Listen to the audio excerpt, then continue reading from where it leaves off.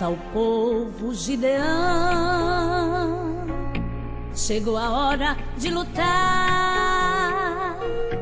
Grande vai ser a escolha, os covardes e medrosos do caminho irão voltar.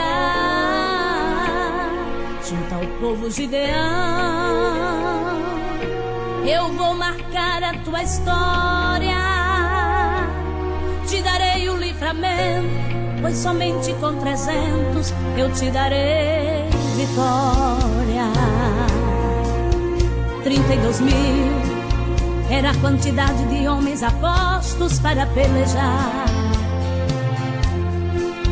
Aparentemente todos corajosos, preparados para lutar. Porém há momentos que Deus resolve agir diferente.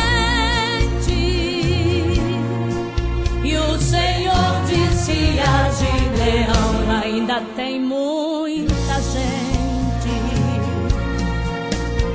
E disse o Senhor a Gideão: muito é o povo que está contigo, para eu dar os midianitas em tuas mãos, a fim de que Israel não se glorie contra mim, dizendo: a minha mão me livrou.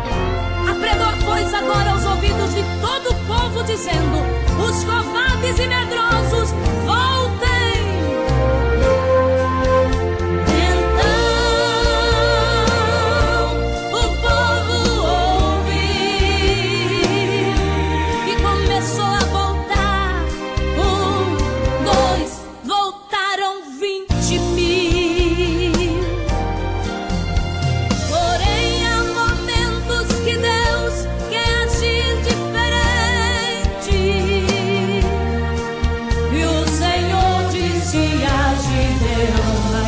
Tem muita gente. E disse o Senhor a Gideão: faz descer o povo às águas, e ali os provarei. E há de ser que aquele que eu te disser, esse irá contigo, esse contigo irá. Porém todo aquele que eu disser, esse não irá contigo, esse não irá.